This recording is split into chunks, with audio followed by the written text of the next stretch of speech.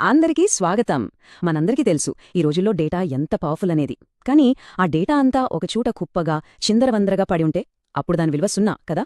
సరిగ్గా ఈ గందరగోళానికి ఒక ఆర్డర్ తీసుకొచ్చి డేటాని ఒక ఆర్ట్లా ఎలా ఆర్గనైజ్ చేయాలో ఈరోజు మనం చూద్దాం. ఈ ప్రాసెస్ పేరే డేటాబేస్ నార్మలైజేషన్. దీని గురించి మనం వివరంగా తెలుసుకుందాం. సో మన ప్రయాణం ఎలా ఉండబోతోందంటే, first why messy data fails అంటే అసలు ఈ చిందరవందర డేటాతో వచ్చే ప్రాబ్లమ్స్ ఏంటి, ఆ తర్వాత స్టెప్ బై స్టెప్ వెళ్దాం. ఫస్ట్ నార్మల్ ఫామ్ అంటే 1NF, second normal form 2NF, ఇంకా థర్డ్ నార్మల్ ఫామ్ 3NF. వీటి గురించి తెలుసుకుంటాం.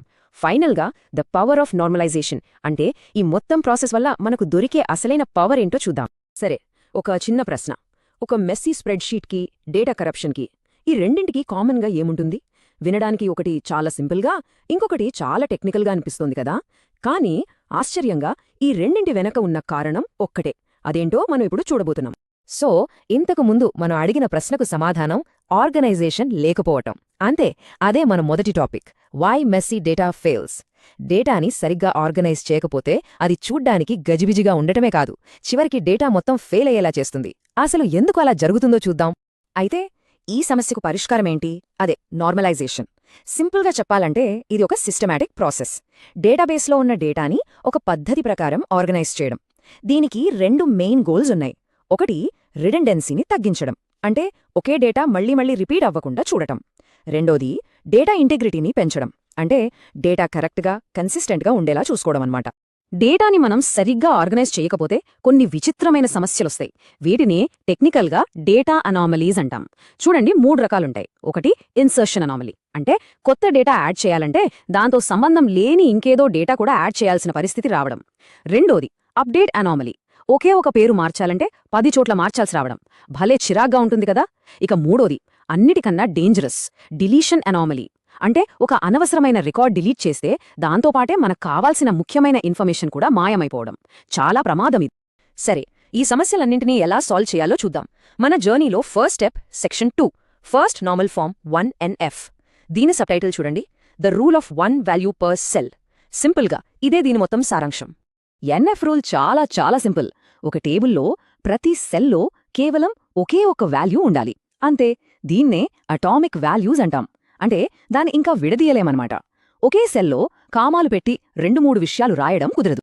ఉదాహరణకి ఈ టేబుల్ చూడండి. ఇక్కడ సబ్జెక్ట్స్ కాలంలో రవికి ఎదురుగా DBMS, OS, CN అని ఒకే సెల్లో 3 సబ్జెక్టులు ఉన్నాయి. ఇది 1NF రూల్ని బ్రేక్ చేస్తోంది. దీన్నే మనం టెక్నికల్గా రిపీటింగ్ గ్రూప్ అంటాం. ఇది ఉండకూడదు. మరి దీన్ని ఎలా సరిచేయాలి? ఇలా ఆ 3 సబ్జెక్టులని 3 వేర్వేరు రోజ్గా విడగొట్టాం. ఇప్పుడు చూడండి, రవికి 3 రోజున్నాయి. ప్రతి రోలో ఒక్కో సబ్జెక్ట్ ఉంది. ప్రతి సెల్లో ఒకే వాల్యూ ఉంది. టేబుల్ సైజ్ కొంచెం పెరిగినట్టు అనిపించినా ఇప్పుడు డేటా చాలా క్లియర్గా ఆర్గనైజ్డ్గా ఉంది.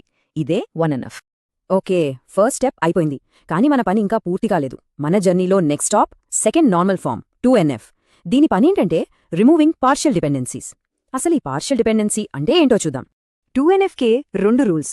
ఫస్ట్, టేబుల్ ఖచ్చితంగా 1NFలో ఉండాలి, అది బేసిక్. రెండోది చాలా ఇంపార్టెంట్ రూల్, టేబుల్లో ఉన్న ప్రతి నాన్ కీ యాట్రిబ్యూట్, అంటే ప్రైమరీకి కాని ప్రతి కాలం మొత్తం ప్రైమరీ కీ మీద ఆధారపడాలి, కేవలం కీలోని ఒక ముక్క మీద కాదు. ఇది కొంచెం కన్ఫ్యూజింగ్ అనిపించొచ్చు, కానీ ఒక ఎగ్జాంపుల్ చూస్తే చాలా ఈజీగా అర్థమవుతుంది. ఈ టేబుల్ చూడండి. ఇక్కడ ప్రైమరీ కీ ఏంటి?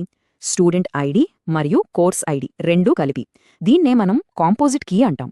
ఇప్పుడు గమనించండి, స్టూడెంట్ నేమ్ అనే కాలం దేని మీద ఆధారపడి ఉంది? కేవలం స్టూడెంట్ ఐడి మీద. దానికి కోర్స్ ఐడితో సంబంధం లేదు. అలాగే కోర్స్ నేమ్ అనేది కేవలం కోర్స్ ఐడి మీద ఆధారపడి ఉంది.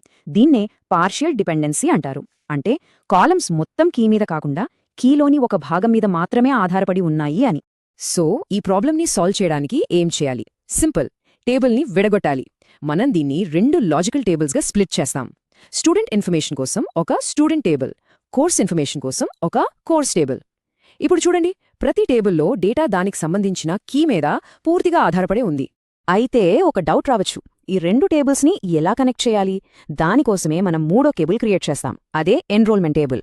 దీంట్లో కేవలం స్టూడెంట్ ఐడి మరియు కోర్స్ ఐడి మాత్రమే ఉంటాయి. ఇదొక బ్రిడ్జ్ లాగా పనిచేసి ఏ స్టూడెంట్ ఏ కోర్సులో ఎన్రోల్ అయ్యాడో చూపిస్తుంది. చూడండి, ఇప్పుడు డిజైన్ ఎంత క్లీన్గా, ఎఫిషియెంట్గా మారిందో. రైట్, మన జర్నీలో ఫైనల్ స్టెప్కి వచ్చేసాం. అదే థర్డ్ నార్మల్ ఫామ్ 3NF. దీని మెయిన్ ఫోకస్ ఏంటంటే ఎలిమినేటింగ్ ఇండైరెక్ట్ డిపెండెన్సీస్, అంటే ఇండైరెక్ట్ రిలేషన్షిప్స్ని తీసివేయడం. 3NF రూల్స్ ఏంటంటే, ముందుగా టేబుల్ ఖచ్చితంగా 2NFలో ఉండాలి. దాంతోపాటు దానిలో ఎలాంటి ట్రాన్సిటివ్ డిపెండెన్సీలు ఉండకూడదు. వినడానికి పదం కొంచెం పెద్దగా ఉన్నా కాన్సెప్ట్ సింపుల్. ప్రైమరీ కీ కాని ఒక కాలం, ప్రైమరీ కీ కాని ఇంకో కాలం మీద ఆధారపడకూడదు. అన్నీ నేరుగా ప్రైమరీ కీ మీదే ఆధారపడాలి. ఈ టేబుల్ చూస్తే మనకు క్లియర్గా అర్థమవుతుంది. ఇక్కడ ప్రైమరీ కీ వచ్చి ఎంప్ ఐడి. ఇప్పుడు చూడండి, డెప్ట్ నేమ్ దేని మీద డిపెండ్ అయి ఉంది? డెప్ట్ ఐడి మీద. మరి డెప్ట్ ఐడి దేని మీద డిపెండ్ అయి ఉంది? ప్రైమరీ కీ అయిన ఎంప్ ఐడి మీద. సో ఇక్కడ ఒక చైన్ ఏర్పడింది. డెప్ట్ నేమ్ అనేది ఇండైరెక్ట్గా ఎంప్ ఐడి మీద ఆధారపడి ఉంది. దీన్నే ట్రాన్సిటివ్ డిపెండెన్సీ అంటారు. ఈ ఇండైరెక్ట్ లింక్ని బ్రేక్ చేయడానికి మనం మళ్లీ టేబుల్ని స్ప్లిట్ చేస్తాం. ఒకటి ఎంప్లాయీస్ కోసం ఎంప్లాయీ టేబుల్, ఇంకొకటి డిపార్ట్మెంట్స్ కోసం డిపార్ట్మెంట్ టేబుల్. ఇప్పుడు చూడండి, ప్రతిదీ దాని సరైన స్థానంలో ఉంది. డెప్ట్ నేమ్ దాని స్వంత టేబుల్లో దాని ప్రైమరీ కీ అయిన డెప్ట్ ఐడి మీదే నేరుగా ఆధారపడి ఉంది. దీనివల్లున్న అడ్వాంటేజ్ ఏంటంటే, రేపు ఏదైనా డిపార్ట్మెంట్ పేరు మారితే మనం కేవలం ఒక్కచోట ఆ డిపార్ట్మెంట్ టేబుల్లో మారిస్తే సరిపోతుంది. డేటా మేనేజ్మెంట్ ఎంత ఈజీ అయిపోయిందో కదా. సరే, ఇప్పటిదాకా మనం 1NF, 2NF, 3NF అంటూ డేటాని స్టెప్ బై స్టెప్ క్లీన్ చేశాం. ఇప్పుడు మనం ఫైనల్ సెక్షన్కి వచ్చాం, ద పవర్ ఆఫ్ నార్మలైజేషన్. అసలు మనం ఇంత కష్టపడటం వెనుక ఉన్న అసలు కారణమేంటి? ఈ జర్నీ ఎందుకు ఇంత ముఖ్యం చూద్దాం. నార్మలైజేషన్ వల్ల మనకు దొరికే అసలైన లాభాలు ఇవే. ఫస్ట్, డేటా రిపిటేషన్ని తగ్గిస్తుంది. అంటే అనవసరమైన డూప్లికేషన్ ఉండదు. 2, మనం మొదట్లో మాట్లాడుకున్న ఆ 3 డేంజర్ ప్రాబ్లమ్స్ ఉన్నాయి కదా, ఇన్సర్షన్, అప్డేట్, డిలీషన్, అనామలీస్, వాటిని పూర్తిగా అవాయిడ్ చేస్తుంది. 3, డేటా కరెక్ట్గా, కన్సిస్టెంట్గా ఉండేలా చేస్తుంది.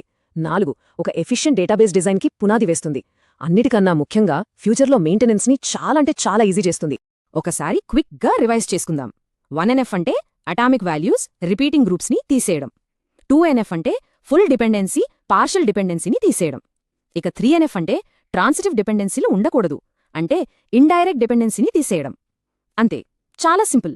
సో మనం గుర్తుంచుకోవాల్సిన విషయం ఒక్కటే, ఒక మంచి, నమ్మకమైన, ఫ్యూచర్లో ఎంత పెద్దదైనా తట్టుకోగల డేటాబేస్ డిజైన్ కావాలంటే దానికి నార్మలైజేషన్ అనేది ఒక బలమైన ఫౌండేషన్ లాంటిది. ఇది లేకుండా ఒక క్వాలిటీ డేటాబేస్ని మనం ఊహించుకోలేం. అయితే నార్మలైజేషన్ మన డేటాకి ఒక ఆర్డర్ తెస్తుందన్నది నిజమే. కానీ ఈ ఆర్గనైజేషన్ని మనం ఎప్పుడైనా మరీ ఎక్కువగా చేసే ప్రమాదముందా? అంటే టూ మచ్ ఆర్గనైజేషన్ కూడా ఒక్కొక్కసారి సమస్య అవుతుందా? దీని గురించి ఆలోచించండి. ఎందుకంటే డేటా ప్రపంచంలో కొన్నిసార్లు రూల్స్